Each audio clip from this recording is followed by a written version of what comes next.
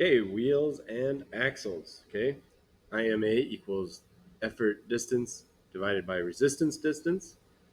IMA greater than 1 is easier. IMA less than 1 is harder.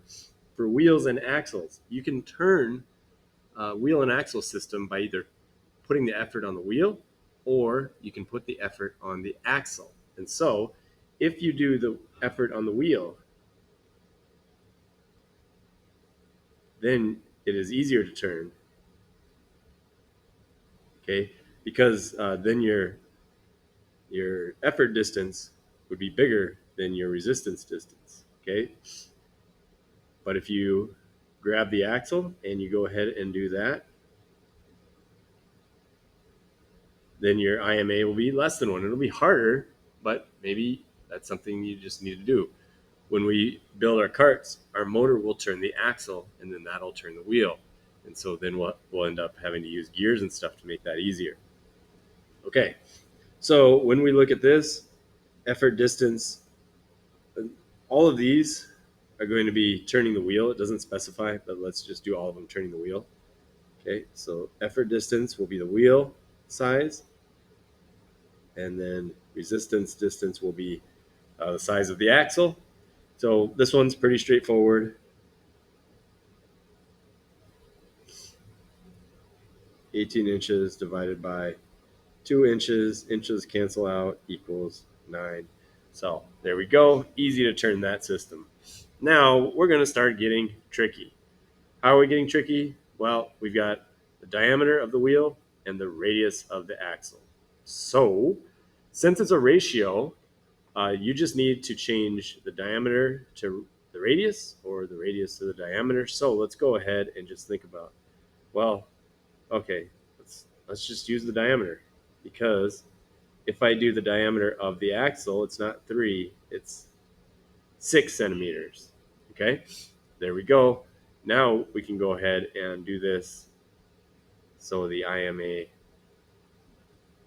equals 21 centimeters divided by 6 centimeters. And that's going to not be a nice round number. That's going to be 3.5. Okay, good enough. So we just had to either use the diameter of both or the radius of both. It's a ratio, so it doesn't matter. Now, over here, they're being mischievous, and that's fine. You will see this with physics classes. I don't know why. They're just going to be tricky. They want you to think, God forbid. So, what we end up having here is the diameter of the axle and the circumference of the wheel. Okay, so remember that circumference equals 2 pi r.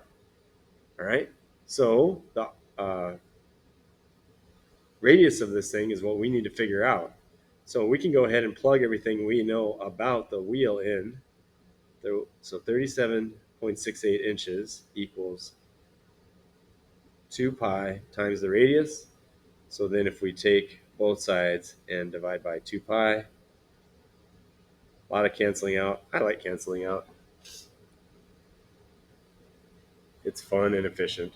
37.68 divided by 2 divided by pi equals 5.996. So we're going to put the radius is equal to 6 inches. Okay, great. Well, I've got a 6-inch radius here. So if we go like this and go out to the edge, 6 inches. But I've got a diameter of 1 inch. So let's just make the diameter of this 12 inch and get rid of that. Or you could, do the other way. You just have to figure it out. Which way do you want to do it? Either way, it's a ratio, so it would come out the same answer. So now our IMA equals 12 inches divided by 1 inch equals 12, because the inches cancel out. If you would have done the radius of both of these, you would have had 6 inches divided by 0.5 inches.